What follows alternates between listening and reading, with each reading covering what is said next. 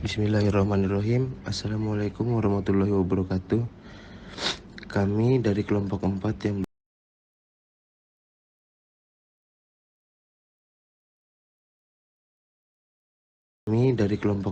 yang beranggotakan yang pertama saya sendiri Muhammad Rizky Mubarok, yang kedua Nur Laili, yang ketiga Muhammad Gofar, yang keempat Riko Ardian Lestiantoro, yang kelima Widya Hiri Oktaviani, yang keenam Fiara Madesiati Raci, yang ketujuh Hanif Ridho Rahmanta, yang kedelapan Mila Nur Fatmawati.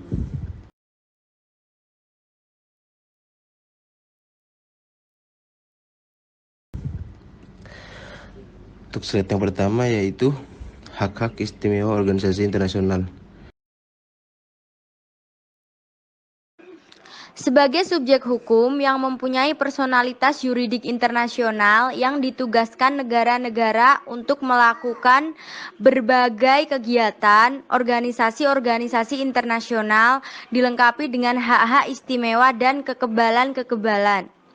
Hak-hak istimewa dan kekebalan-kekebalan ini bukan saja diberikan kepada organisasi tetapi juga kepada para pegawainya.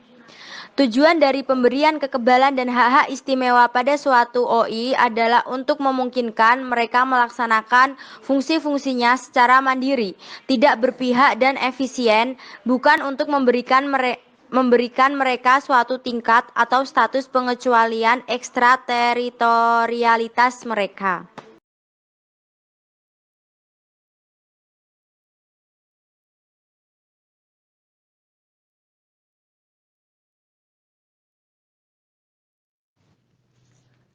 Hak-hak istimewa dan kekebalan. Terdapat beberapa konvensi yang mengaturnya.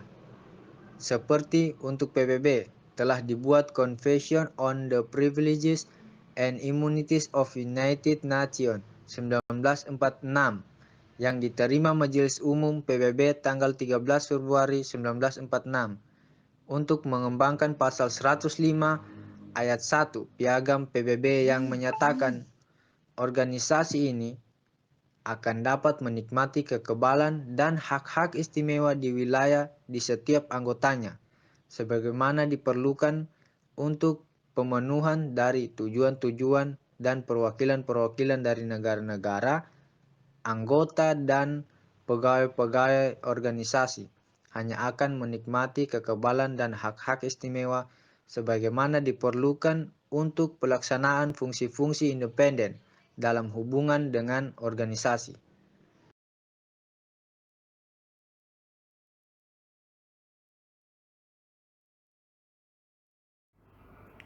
Oke, baik, selanjutnya kekebalan dan keistimewaan pejabat PBB dalam Convention on the Privilege and Immunity of the United States 1946 dibagi menjadi 3, yaitu kekebalan dan keistimewaan yang diberikan kepada perwakilan-perwakilan negara anggota atau representative of member, pegawai-pegawai organisasi ofisial, dan para ahli atau expert of mission for UNS. 1. Hak-hak istimewa dan kekebalan yang diberikan pada perwakilan negara-negara anggota ditetapkan dalam pasal 4 ayat 11 yang menyebutkan perwakilan negara anggota ketika sedang melaksanakan fungsi dan selama melakukan perjalanan menuju dan dari tempat pertemuan akan diberikan kekebalan dan hak-hak istimewa seperti kebal dari penangkapan atau penahanan, kebal dari penggeledahan atau penyitaan, dan kebal dari semua bentuk proses hukum yang berkaitan dengan tindakan yang dilakukan dalam kapasitasnya sebagai perwakilan negara anggota. Tidak dapat diganggu-gugat surat-surat dan dokumen-dokumen dan lain-lainnya.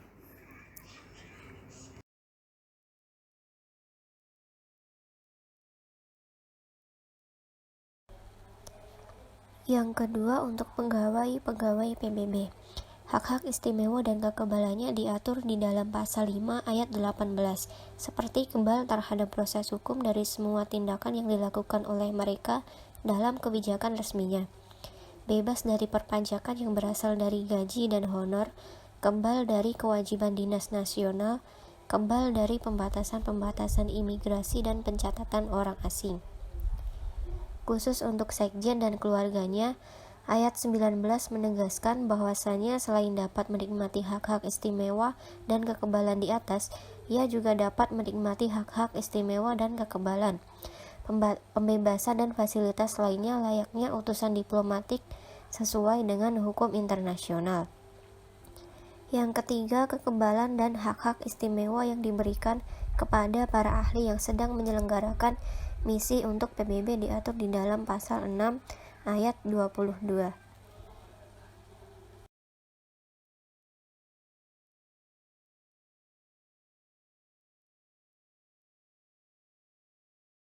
Keistimewaan lain yang diatur dalam Convention on the Privilege and Immunities of the United Nations 1946 untuk pejabat-pejabat PBB ini adalah diberikannya dokumen perjalanan atau laissez passer sebagaimana ditetapkan dalam pasal 7 ayat 24 sampai dengan 27.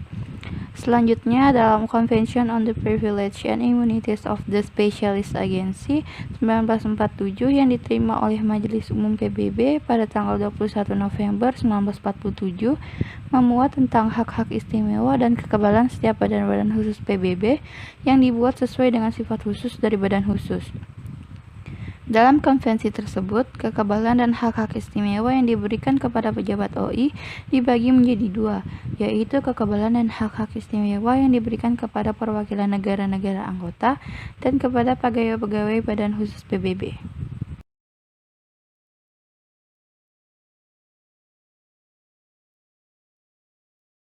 Kali ini saya kebagian slide terkait dengan hak-hak istimewa dan kekebalan yang diberikan pada perwakilan negara anggota, dan yang kedua terkait hak-hak istimewa dan kekebalan untuk pegawai-pegawai badan khusus PBB.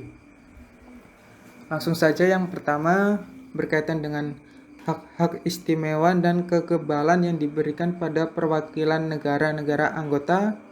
Ini ditetapkan dalam pasal 5 ayat 13 bahwa di situ dijelaskan perwakilan negara anggota ketika sedang melaksanakan fungsi dan selama melakukan perjalanan menuju dan dari tempat pertemuan akan diberikan kekebalan dan hak-hak istimewa seperti kebal dari penangkapan atau penahanan, kebal dari penggeledahan atau penyitaan, dan kebal dari semua bentuk proses hukum yang berkaitan dengan tindakan yang dilakukan dalam kapasitasnya sebagai perwakilan negara anggota. Maksudnya di sini perwakilan negara anggota ketika dalam sepanjang masih menjalankan tugas dan fungsinya sesuai kapasitasnya, maka perwakilan negara anggota tersebut berhak mendapatkan hak-hak istimewa dan kekebalan sebagaimana disebutkan tadi. Hak-hak tersebut selanjutnya tidak dapat diganggu-gugat berkaitan dengan surat-surat dan dokumen-dokumen dan lain-lain. Kemudian terkait dengan yang kedua mengenai hak-hak istimewa dan kekebalan untuk pegawai-pegawai badan khusus PBB disebutkan dalam pasal 6 ayat 19 bahwa di situ dijelaskan kebal terhadap proses hukum dari semua tindakan yang dilakukannya dalam kebijakan resminya, bebas dari perpajakan yang berasal dari gaji dan honor, kebal dari pembatasan-pembatasan imigrasi dan pencatatan orang-orang. Maksud dari pembatasan imigrasi ini ketika seorang pegawai badan khusus PBB memasuki suatu wilayah negara yang lain, maka pada saat pemeriksaan keimigrasian mereka mempunyai hak, yakni tidak perlu diperiksa seperti orang pada umumnya.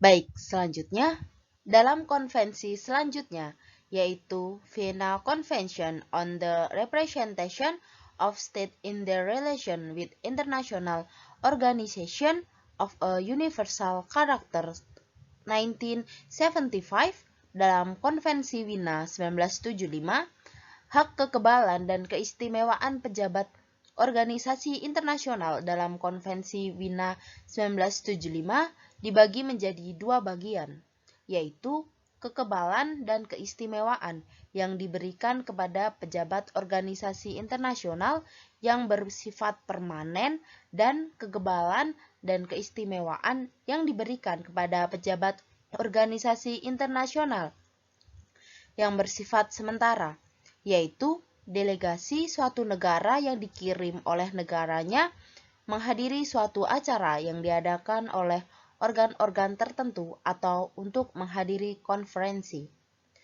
Beberapa kekebalan dan keistimewaan yang diatur dalam konvensi ini antara lain seperti yang disebutkan dalam pasal 28 bahwa pimpinan misi dan anggota-anggota dari staf diplomatik misi adalah bersifat tidak dapat diganggu-gugat. Mereka tidak dapat ditangkap atau ditahan. Selain kekebalan pribadi, seorang pejabat organisasi internasional juga mempunyai kebebasan bergerak. Terdapat pada pasal 26 dan kebebasan berkomunikasi terdapat pada pasal 27, serta beberapa kekebalan dan keistimewaan lain seperti yang diatur dalam pasal 32 sampai dengan pasal 35. Untuk seorang pejabat organisasi internasional yang bersifat permanen.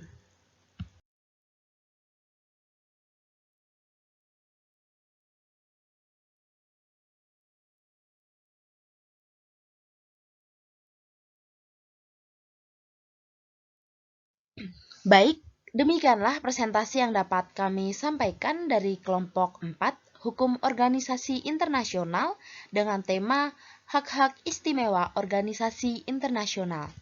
Apabila ada pertanyaan yang ingin teman-teman tanyakan, teman-teman bisa menulisnya pada kolom komentar video ini, ataupun teman-teman juga bisa mengirimkan pertanyaannya pada WhatsApp grup Hukum Organisasi Internasional kelas B.